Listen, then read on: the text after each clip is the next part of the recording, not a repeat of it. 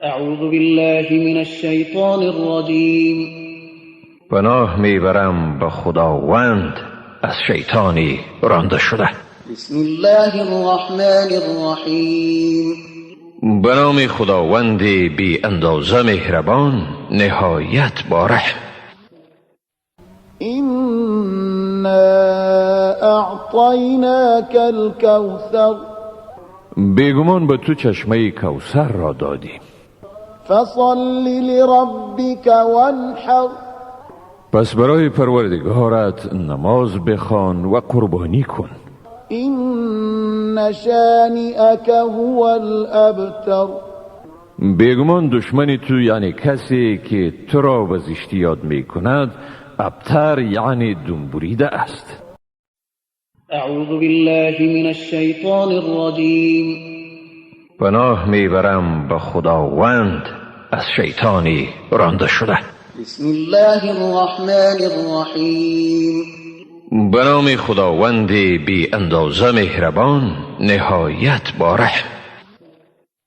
أرأيت الذي يكذب بالدين آیا کسی را که روز جزا را تکذیب می کند دیدی؟ فذلك الذي يدع اليتيم ولا يحض على طعام المسكين. این همان کسی است که یتیم را با اهانت میراند و به طعام دادن به محتاج تشویق نمی کند. فويل للمصلين الذين هم عن صلاتهم ساهون الذين هم يراءون ويمنعون الماعون. پس وای بر آن نمازگزارانی که از نمازشان غافلند، آنانی که ریا می کنند و سامان مورد نیاز نیازمندان را از ایشان دریغ می دارند.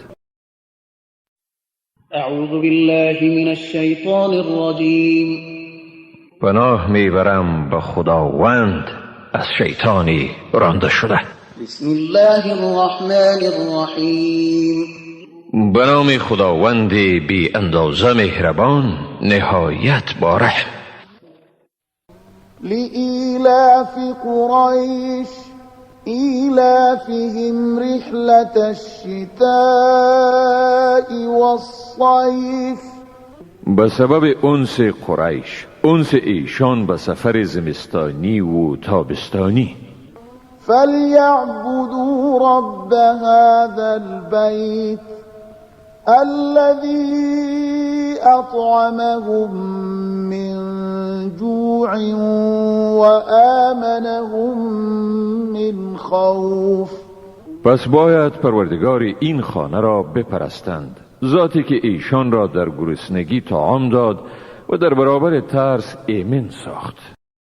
صدق الله العظیم. خداوند راستگوی بزرگ است.